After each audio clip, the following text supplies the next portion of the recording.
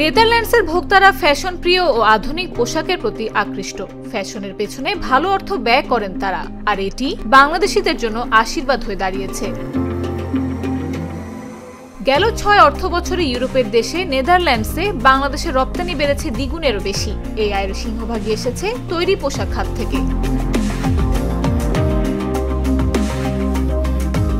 রপ্তানি উন্নয়ন ব্যুরোর তথ্য অনুযায়ী ২০১৯-২০ অর্থবছরে নেদারল্যান্ডসে বাংলাদেশের রপ্তানি পরিমাণ ছিল $১.৯ বিলিয়ন। ৬ বছরে তা ১১৫%-এরও বেশি বেড়ে ২০২৪-২৫ অর্থবছরে দাঁড়িয়েছে $২.৩৫ বিলিয়ন মার্কিন ডলারে। এই প্রবৃদ্ধি নেদারল্যান্ডসের বাজারে বাংলাদেশের পণ্যের প্রতিযোগিতামূলক সক্ষমতা ও দ্বিপাক্ষিক বাণিজ্য সম্পর্কের গভীরতার বৃদ্ধি নির্দেশ করে।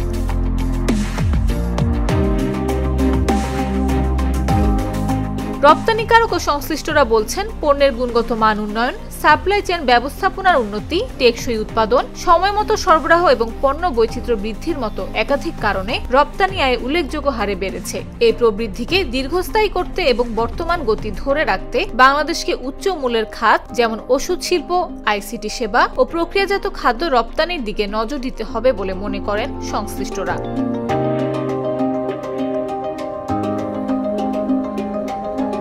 অ্যামস্টারডামে ইউরোপীয় ভোক্তাদের জন্য the best of Bangladesh in Europe শীর্ষক একটি বিশেষ প্রদর্শনী আয়োজন করা হয়েছিল, যা এই বাজারে রপ্তানি বৃদ্ধিতে গুরুত্বপূর্ণ ভূমিকা রেখেছে। প্রদর্শনীটি আয়োজন করে বাংলাদেশ অ্যাপিয়ারাল এক্সচেঞ্জ।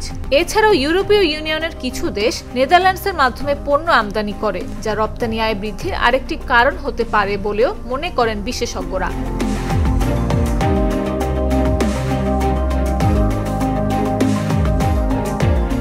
তবে অর্থনীতিবিদরা বলছেন, নেদারল্যান্ডসে বাংলাদেশের রপ্তানি পরিধি আরও বিস্তৃত করতে হলে তৈরি পোশাক খাতের ওপর নির্ভরতা কমাতে হবে। সেক্ষেত্রে বিকল্প হিসেবে সম্ভাবনাময় একটি খাত হিসেবে চামড়া শিল্পের পরামর্শ দিচ্ছেন তারা। এছাড়াও বাংলাদেশকে ভলিউম ভিত্তিক রপ্তানি থেকে সরে এসে মূল্য সংযোজিত, মানসম্পন্ন ও বৈচিত্র্যময় রপ্তানির দিকে এগিয়ে যাওয়ার পরামর্শ অর্থনীতিবিদদের। নাফিস আব্দুল্লাহ, জাগো নিউজ।